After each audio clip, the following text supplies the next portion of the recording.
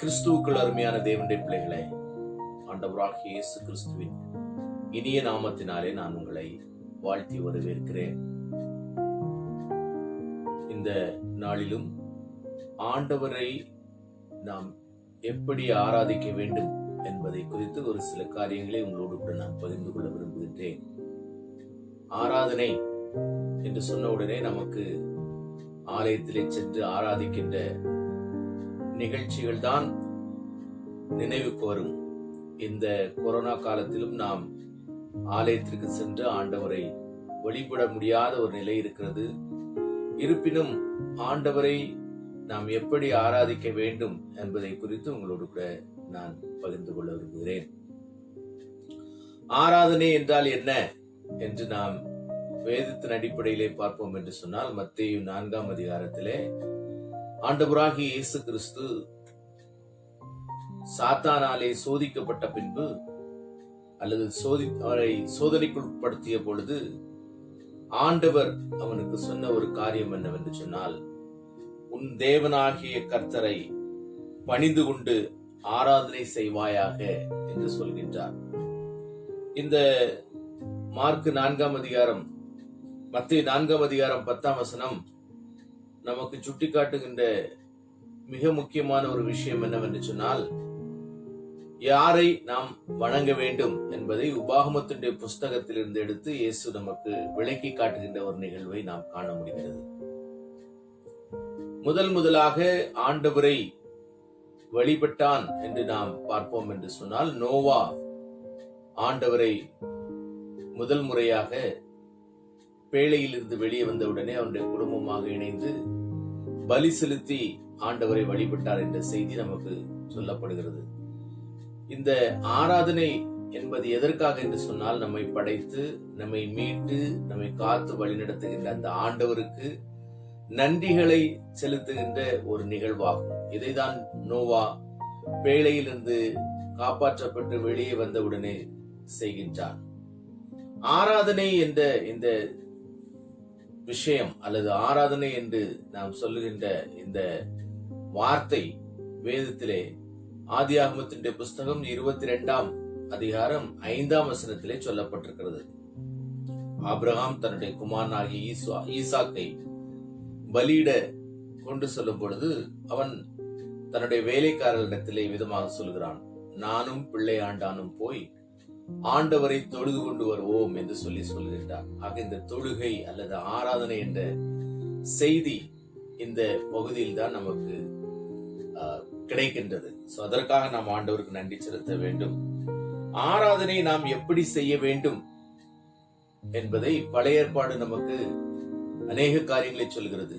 பலி தான் முக்கியம் என்ற செய்தியும் அதோடு சடங்காச்சாரங்களும் முக்கியம் என்று சொல்கிறது. புதிய ஏற்பாட்டை நாம் பார்ப்போம் என்று சொன்னால், புதிய ஏற்பாட்டிலே ஐக்கியம், ஃபெலோஷிப், இதுதான் மிக முக்கியமான ஒரு கருத்தாக சொல்லப்படுகிறது. நாம் எபிரேயர் புஸ்தகம் 10ஆம் அதிகாரம் 25ஆம் வசனத்திலும் அப்போஸ்தலர் நடவடிக்கைகள் 2ஆம் அதிகாரத்திலும் இறுதியிலும் நாம் பார்ப்போம் என்று சொன்னால், இந்த ஐக்கியத்தை பற்றிய அநேக கருத்துக்கள் அங்கே சொல்லப்பட்டிருப்பதை காண முடிகிறது.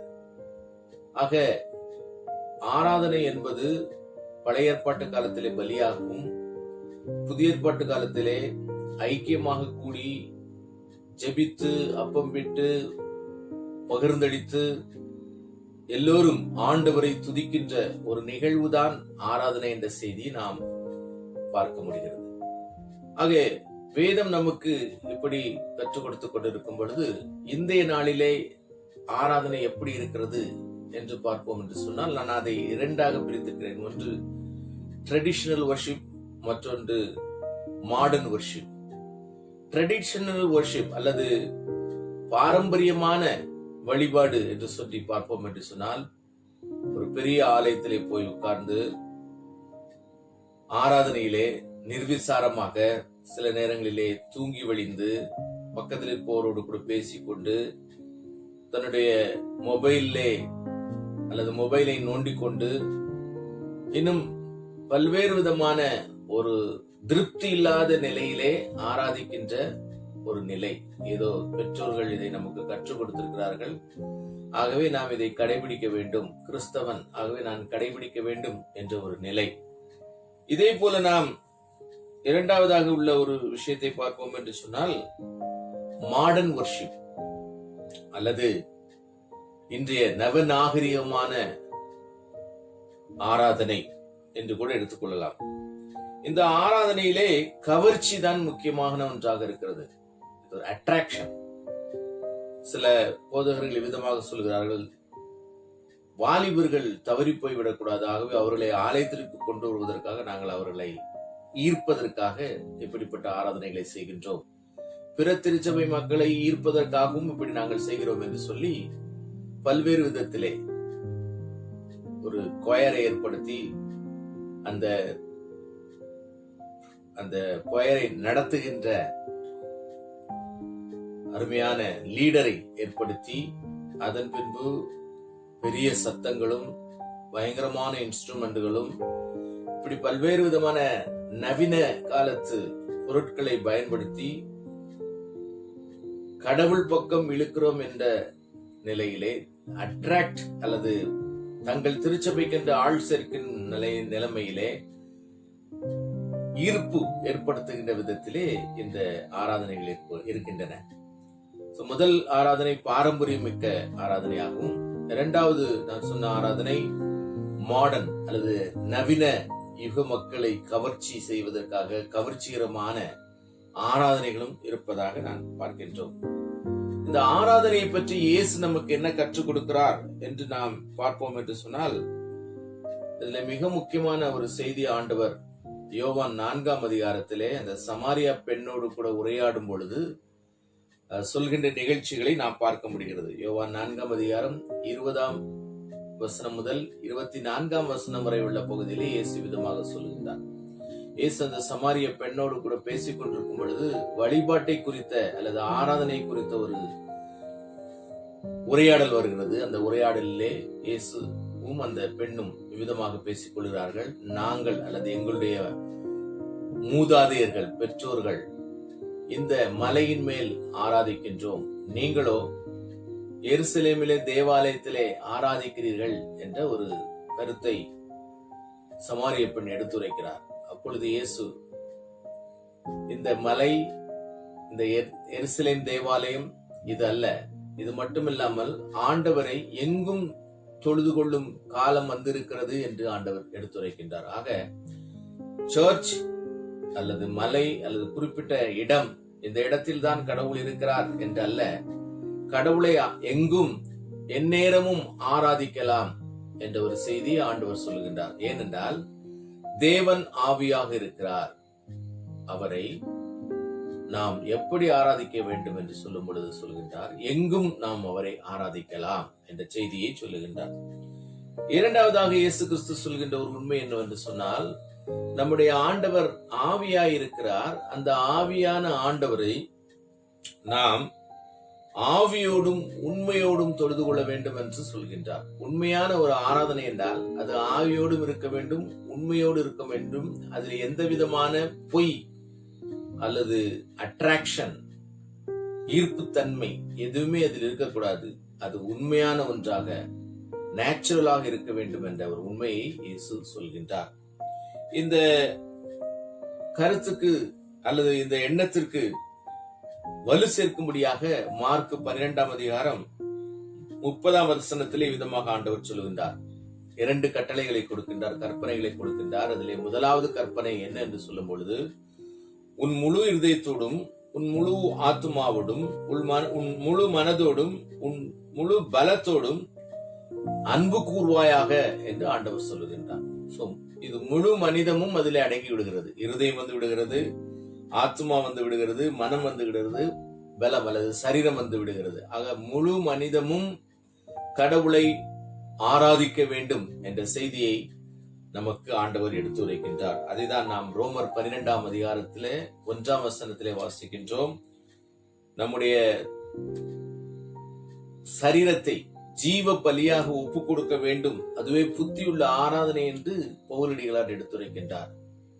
ஆக ஒரு புத்தியுள்ள ஆராதனை அல்லது ரியல் உண்மையான ஆராதனை என்னவென்று இயேசு சொல்லும் பொழுது சொல்லுகின்றார், இருதயம் கடவுளுடைய சமூகத்தில் இருக்க வேண்டும், ஆத்மா கடவுளுடைய சமூகத்தில் இருக்க வேண்டும், மனசு கடவுளுடைய சமூகத்தில் இருக்க வேண்டும், சரீரமும் கடவுளுடைய சமூகத்தில் இருக்க வேண்டும். இது அங்கும் இங்கும் மல்லாடுகிற நிகழ்வல்ல, ஒருமித்த எண்ணத்தோடு கூட செய்யக்கூடியதாக இருக்க வேண்டும் என்று ஆண்டவர் விரும்புகின்றார். சோ இந்த பகுதியில 2 கருத்துக்கள் மேலோங்கி நிற்கின்றன. சில கடைகளிலே நாம் பொருள் வாங்க போனால் அங்கே கடைக்காரர் சாமி கும்பிட்டு கொண்டிருப்பார். சாமி கும்பிட்டு கொண்டிருக்கும் பொழுதே சொல்லுவார், அண்ணனுக்கு 1 கிலோ சீனி போட்டு கொடு என்று சொல்லிவிட்டு அவர் மறுபடியும் அந்த சாமி கும்பிடுவார். இது போன்ற அல்ல. அல்லது ஆலயத்தில் உட்கார்ந்திருக்கும் போது வீட்டில் என்ன நடக்கிறதோ, ஆபீஸ்ல என்ன நடக்கிறதோ, அது இப்படியோ அப்படியோ என்று எண்ணுகிற எண்ணமும் அல்ல. ஒரு முழு நிலையோடு கூட கடவுளை நாம் ஆராதிக்க வேண்டும் என்று ஆண்டவர் விரும்புகின்றார். அதற்கு நாம் 2 கருத்துக்களை நான் உங்கள் முன்பாக வைக்க விரும்புகின்றேன். ஒன்று எமோஷன், மற்றொன்று ஹெட் அல்லது அறிவுபூர்வமான அல்லது உணர்ச்சி பூர்வமான ஆராதனைகள். இன்றைக்கு உணர்ச்சி பூர்வமான ஆராதனைகள் அல்லது உணர்ச்சி பூர்வமாக மக்கள் என்ன செய்கிறோம் என்றே தெரியாத நிலையிலே அவர்கள் மற்றவர்களை அட்ராக்ட் பண்ணுவதற்காக அல்லது மற்றவர்கள் தன்னை பார்க்க வேண்டும் என்பதற்காக புதிய புதிய ஆக்ஷன்ஸ் அல்லது செய்கைகளை வெளிப்படுத்துகிறார்கள். வாயின் வழியாகவோ, உடம்பை ஆட்டிக்கொண்டோ, அல்லது வித்தியாசமான சத்தத்தை எழுப்பிக் கொண்டோ, இப்படி பல்வேறு விதத்திலே அவர்கள் தங்களை மற்றவர்கள் கவனிக்க வேண்டும் என்பதற்காக உணர்ச்சி அல்லது மேலோங்க செய்து, சில நேரங்களிலே தெருவிலே நடந்து போகும்போது செய்யக்கூடாது என்று நினைக்கின்ற காரியங்களை திருச்சபைகளை செய்கிறார்கள். ஒருவேளை ஆலயத்திற்கு ஒரு நண்பன் வருவான் என்றால் அவன் அதை பார்த்து என்ன நடக்கிறது என்று தெரியாமலே அவன் மிகவும் சோர்ந்து போய்விடுவான். அந்த அளவிலே நாம் நம்முடைய ஆலயங்களுக்குள்ளே புதிய குரல்களை எழுப்புகின்றோம், உடம்பை ஆட்டுகின்றோம், குதிக்கின்றோம், என்னென்னலாமோ நாம் புதிய புதிய சேட்டைகள் என்று கூட சொல்லலாம், சேட்டைகள் எல்லாம் செய்கின்றோம். அதை நாம் தெருவில் செய்தால் மக்கள் நம்மை பைத்தியக்காரன் என்று சொல்வார்கள். அந்த பைத்தியமான உணர்வுகளை அல்லது பைத்தியமான காரியங்களை நாம் திருச்சபைக்குள்ளே நடத்துகின்றோம். வாயை ஒரு மாதிரி வைத்துக் கொள்வது, சத்தத்தை ஒரு மாதிரி உயர்த்துவது, இன்னும் முகபாவனைகளை எல்லாம் மாற்றிக்கொள்வது, இப்படிப்பட்ட காரியங்கள் எல்லாம் செய்கின்றோம். அடுத்தபடியாக நாம் பார்ப்போம் என்று சொன்னால், இந்த ஆராதனையிலே ஹெட் அல்லது அறிவுபூர்வம் அறிவை பயன்படுத்தி நாம் புதிய புதிய கண்டுபிடிப்புகளை அறிமுகம் செய்கின்றோம். புதிய புதிய படைப்புகள் அல்லது புதிய புதிய காரியங்களை அறிமுகம் செய்கிறோம் என்று சொன்னால், நம்முடைய மைக் செட்ஸ், நம்முடைய PA சிஸ்டம், நம்முடைய இன்ஸ்ட்ருமெண்ட்ஸ், நம்முடைய பாடல் குழுவினர், நம்முடைய வர்ஷிப் லீடர், இப்படி எல்லாவற்றையும் ஏற்படுத்தி மற்றவர்கள் லைட்டிங், அந்த ஆராதனையிலே லைட்டிங் போடுவது, இப்படி பல விதமான அறிவை பயன்படுத்தி புது புது டெக்னாலஜிகளை நாம் உள்ளுக்குள்ளே புகுத்துகின்றோம். இந்த 2 நிகழ்விலும் எமோஷனல் மற்றும் ஹெட் அல்லது அறிவுபூர்வமான இந்த 2 நிகழ்ச்சிகளிலும் கடவுளின் மகிமை அல்லது மேன்மை என்பது இருக்கிறதா என்று பார்த்தோம் என்று சொன்னால், அது மிக குறைவான அளவிலே தான் இருக்கிறது ஒழிய அது மேலோங்கி இல்லை.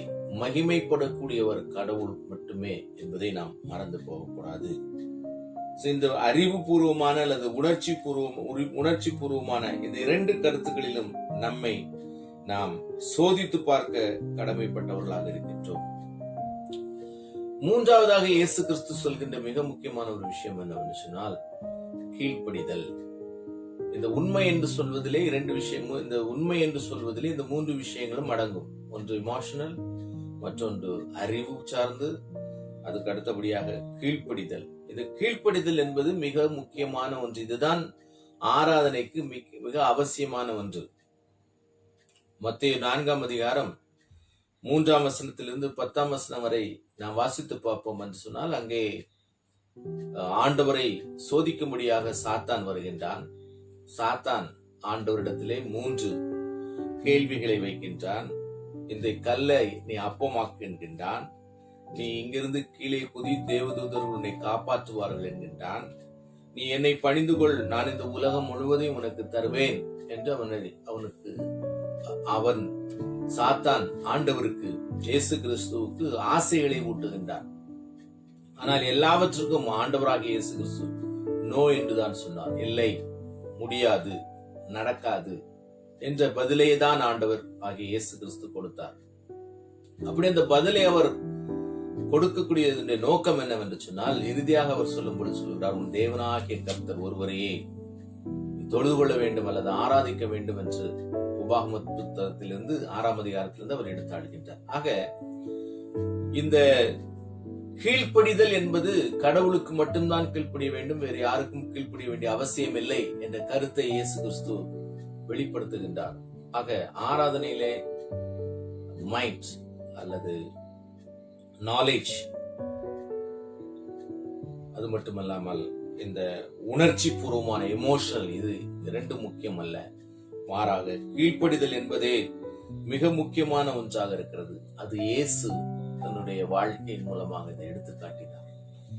இரண்டாவதாக நான் சில மாடல்கள் சொல்லியிருக்கிறேன். முதலாவதாக இயேசு மாடல், இரண்டாவதாக யோபுவின் மாடல். இந்த யோபுவின் மாடல் என்னவென்று சொன்னால், யோபு 1ஆம் அதிகாரத்திலே சொல்லப்பட்டிருக்கிறது, அவனுக்குள்ளது எல்லாமே அழிந்து விட்டது, ஒன்றுமே இல்லை, அவனும் அவனுடைய மனைவியும் இருக்கிறார்கள், அவ்வளவுதான். அப்படிப்பட்ட ஒரு கடுமையான சூழ்நிலையிலே நாம் வேதத்திலே வாசிக்கின்றோம்.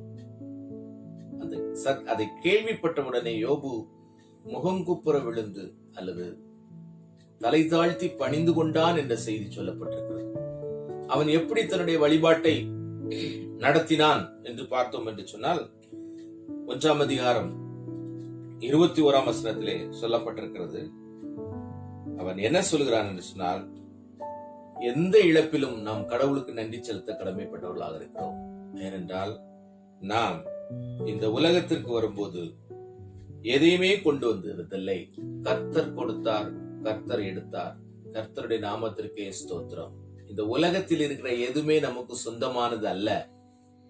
சங்கீதம் 24ஆம் அதிகாரம் 1ஆம் வசனத்திலே, சங்கீதம் 24:1 சொல்லப்பட்டது போல, பூமியும் அதன் நிறைவும் உலகமும் அதன் குடிகளும் கர்த்தருடையவைகள். யோபு அதை நினைத்து பார்த்தான், அது கடவுளுக்குள்ளது என்று அவன் நம்பினான். ஆகவே கர்த்தர் கொடுத்தார், கர்த்தர் எடுத்தார் என்று சொல்லுகின்றார். அதே போல யோபு 2ஆம் அதிகாரத்திலே 10ஆம் வசனத்திலே யோபு விதமாக சொல்கிறார், கர்த்தரிடத்திலே நன்மையை பெற்ற நாம் தீமையை அனுபவிக்க கூடாதா? ஆக அவனுடைய உடலெல்லாம் அழுகி போன ஒரு நிலை.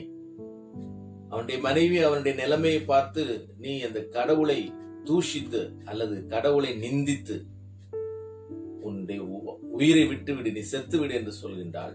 ஆனால் அவன் சொல்கின்றான், நீ பைத்தியக்காரி போல பேசுகின்றாய்.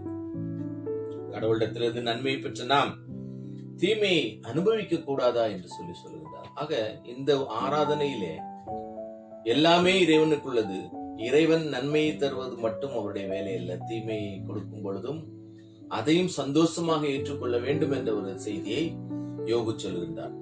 அடுத்தபடியாக நாம் பார்ப்போம் என்று சொன்னால், 2 மனிதர்கள் இயேசு கிறிஸ்துவின் உண்மையிலே வந்ததான பரிசேயன், ஆயக்காரன் ஆகிய 2 மனிதர்களுடைய ஊமைகளிலே ஒருவன் அல்லது பரிசேயன் தன்னை மிகவும் உயர்ந்தவனாகவும் எல்லாம் சரியாக செய்கிறவனாகவும் பாரம்பரியத்தை கடைபிடிக்கிறவனாகவும் தன்னை காட்டிக்கொண்டு மற்றவர்களை இழிவாக நினைத்து தன்னை பெருமையாக நினைத்து இறைவனிடத்திலே சொல்லுகின்றான். இரண்டாவதாக ஆயக்காரன் வருகின்றான். அவன் ஆலயத்திற்கு உள்ளே அல்லது வெகு தூரத்திலே நின்று கொண்டு தன்னுடைய கண்களை வானத்துக்கு நேராக எடுக்கக்கூட துணியாமல் தன் மார்பிலே அடித்துக் கொண்டு, பாவியாகிய என்மேல் கிருபையாயிரும் என்று ஒரு ஜெபம் செய்கின்றான். தன்னை தாழ்த்தி ஜெபிக்கின்றான். அந்த பரிசேயனுடைய ஜெபம் அல்ல, ஆயக்காரனுடைய ஜெபமே ஏற்றுக்கொள்ளப்பட்டது, அவனுடைய ஆராதனையே ஏற்றுக்கொள்ளப்பட்டது என்று இயேசுவே சாட்சி கூறுகின்றார். ஆக ஆராதனையிலே மிக முக்கியமான ஒரு விஷயம் என்னவென்று சொன்னால், தாழ்த்துதல் என்பதை நாம் மறந்து போகக்கூடாது. அவைதான் பவுல் விதமாக சொல்லுகின்றார். கலாத்தியர் 2 அதிகாரம் 20 சொல்லுகின்றார், கிறிஸ்து என்னில் ஜீவிக்கிறார், இனி நான் அல்ல, கிறிஸ்துவே என்னில் ஜீவிக்கிறார் என்கின்றார். அதே போல பிலிப்பியர் 1 அதிகாரம் 21 கிறிஸ்து எனக்கு ஜீவன், சாவு எனக்கு ஆதாயம் என்று ஆண்டவர் சொல்லுகின்றார். ஆகவே கிறிஸ்துவுக்கு அருமையானவர்களே, நம்முடைய ஆராதனை எப்படிப்பட்ட ஆராதனையாக இருக்கிறது என்பதை நாம் சற்று நினைத்து பார்க்க கடமைப்பட்டவர்களாக இருக்கின்றோம். மார்க்கு 7 அதிகாரம் 6-7 ஆண்டவராக இயேசு கிறிஸ்து ஏசாயா புத்தகத்திலிருந்து எடுத்து சொல்லுகின்றார். என்ன சொல்லுகிறார் என்று சொன்னால், அவருடைய உதடுகள் என்னை கனம் பண்ணுகின்றன, ஆனால் இருதயமோ என்னை விட்டு தூரமாயிருக்கிறது. அவர்கள் கற்பனைகளை அல்லது அறிவு சம்பந்தமான உபதேசங்களை போதித்து வீணாய் எனக்கு ஆராதனை செய்கிறார்கள் என்று சொல்லுகின்றார். இங்கே ஆராதனை என்பது உதட்டளவில் இருக்கிறது, உள அளவில் இல்லை. அது மட்டுமல்லாமல் நான் ஏற்கனவே சொன்னது போல தங்களுடைய அறிவை பயன்படுத்தி அல்லது உபதேசங்களை, கற்பனையான உபதேசங்கள் என்று சொல்லப்பட்டிருக்கிறது, அறிவை பயன்படுத்தி மக்களை கவருகின்ற நிலையிலே அல்லது கடவுளை நான் கவர்ந்து விட்டேன் என்று சொல்லும் அளவுக்கு புதிய புதிய டெக்னிக்ஸ், புதிய புதிய காரியங்களை உலகுக்கு வெளிக்காட்டி தங்களை வெளிப்படுத்தி கொண்டிருக்கிறார்கள். இது நல்ல உபதேசம் அல்லது நல்ல ஆராதனை இல்லை என்று ஆண்டவர் சொல்லுகின்றார். இந்த நாட்களிலும் கூட திருச்சபைகளை அதிகமாக பாதித்திருக்கிற ஒரு நிகழ்ச்சி என்னவென்று சொன்னால், வர்ஷிப் என்ற ஆராதனைக்குள் ஒரு ஆராதனை. இது வாழ்வுக்கும் ஆராதனைக்கும் சம்பந்தமில்லாத ஒரு நிகழ்வாகவே தொடர்ந்து கொண்டிருக்கிறது. யார் ஒருவன் தன்னுடைய திறமைகளை அதிகமாக பயன்படுத்துகிறானோ அவனே சிறந்தவனாக சுட்டிக்காட்டப்படுகிறான். அந்த ஆராதனையிலே கடவுள் மறைக்கப்படுகிறார். சத்தங்கள் கூட்டப்படுகின்றது, இசைகள் கூட்டப்படுகின்றன, இன்னும் வெவ்வேறு விதமான அட்ராக்ஷன்ஸ் இருக்கிறது. ஆனால் அங்கே ஆண்டவர் இல்லை என்றுதான் சொல்ல முடியும். மற்றொரு விஷயம் என்னவென்று சொன்னால், இந்த காலங்களிலே ஜெபத்துக்கு நேராக மக்களை நடத்துகிறோம் என்று ஒரு புதிய குழு எழும்பி இருக்கிறது. மக்கள் உணர்ந்து ஜெபிக்க அவர்களை தடை செய்து தாங்கள் என்ன சொல்கிறோமோ அதை தான் அவர்கள் செய்ய வேண்டும் என்று மக்களை கட்டி போடுகின்ற, ஜெபத்தின் பேரிலே கட்டி போடுகின்ற ஒரு இயக்கம் சமீப காலங்களாக எழுந்திருக்கிறது. 24 மணி நேர ஜெபம், இத்தனை நாள் ஜெபம், இவ்வளவு மணி நேரம் ஜெபம் என்று கணக்கு வைத்து அப்படி மக்களை தங்களுடைய போதனைகளினாலே, கற்பனையான போதனையினாலே இழுக்கின்ற ஒரு கூட்டம் இருக்கிறது. இப்படிப்பட்ட ஆராதனை ஆண்டவர் விரும்பவில்லை என்பதை நாம் நினைத்துக் கொள்ள வேண்டும். அதே போல எசேக்கியேல் 33 அதிகாரம் 31 ஆண்டவர் விதமாக சொல்லுகிறார், மக்கள் கூடி வரும் பொழுது என் ஜனம் போல வந்து உட்கார்ந்து விட்டு அவர்கள் என் வார்த்தையை கேட்கிறார்கள், கேட்டுவிட்டு நான் என்ன சொன்னேனோ அதை அவர்கள் செய்வதில்லை. அவர்கள் வாயிலே இன்பமாக பேசுகிறார்கள், வாயினால் இன்பமாக பேசுகிறார்கள், இருதயமோ பொருளாசையை பின்பற்றுகிறது. அநேக ஊழியக்காரர்கள் இன்று தங்களுடைய நவமான வார்த்தைகளினாலே மக்களை கவர்ந்து பணம் பண்ணுவதிலும் பெரிய பெரிய கட்டடங்களை எழுப்புவதிலும் இப்படிப்பட்ட காரியங்களிலே ஈடுபட்டுக் கொண்டிருக்கிறார்கள் என்றுதான் சொல்ல முடியும். ஆனால் இப்படிப்பட்ட ஆராதனையும் ஆண்டவர் விரும்புவதில்லை. ஆண்டவர் எப்படிப்பட்ட ஆராதனையை விரும்புகிறார் என்று நாம் பார்ப்போம் என்று சொன்னால், வெளிப்படுத்தின விசேஷம் 22 அதிகாரம் 8-9 விதமாக சொல்லப்பட்டிருக்கிறது. யோவான் தனக்கு எல்லாவற்றையும் காட்டிய, தனக்கு போதித்த, தனக்கு எல்லா விதத்திலும் உதவி செய்த அந்த தூதனை பார்த்து அவனுடைய காலிலே விழுந்து அவனை தொழுது கொள்ள நினைத்தான் அல்லது தொழுது கொண்டான். விழுந்த பொழுது தூதன் அவனை தூக்கிவிட்டு சொல்லுகின்றான், நீ என்னை தொழக்கூடாது, ஏனென்றால் நான் ஊழியக்காரன், நானும் உன்னை போல ஒரு ஊழியக்காரன் தான், நான் எந்த விதத்திலும் பெரியவன் அல்ல, நான் தொழக்கூடியவன் அல்ல, ஆனால் தொழுவதற்கு காரணகர்த்தாவாக இருப்பது தேவன் ஒருவரே, அவரையே நாம் தொழுது கொள்ள வேண்டும் என்று ஒரு செய்தியை சொல்லுகின்றார். மனிதர்கள் தொழுகையிலே அல்லது மனிதர்கள் பயன்படுத்துகின்ற பொருட்கள் தொழுகையிலே இடம் பிடிக்க அல்லது கடவுளை மறைத்து அவைகள் இடம் பிடிக்கின்ற ஒரு நிலை ஏற்படும் என்றால் அது ஐயோ என்றுதான் சொல்ல முடியும். அதைதான் இங்கே வெளிப்படுத்தின விசேஷத்திலே வாசிக்க முடிகிறது. வெளிப்படுத்தின விசேஷத்தில் மிகவும் சிறப்பாக சொல்கின்றான், எந்த மனிதனோ அல்லது எந்த அட்ராக்ஷனோ கடவுளை மறைத்து தன்னை வெளிப்படுத்தக்கூடியதாக இருக்கக்கூடாது. கடவுள் ஒருவரே போற்றத் தகுந்தவர், கடவுள் ஒருவரே மகிமைக்கு பாத்திரர் என்பதை உணர்ந்து நாம் ஆண்டவருக்கு ஆராதனை செய்ய ஆண்டவர் நம்மை அழைக்கிறார். நாம் ஆண்டவருடைய சமூகத்தில் நம்மை அர்ப்பணிப்போம். போலியான எண்ணங்களையும் உணர்வுகளையும் நம்ம விட்டு அகற்றுவோம். ஆண்டவர் தாமே நம்ம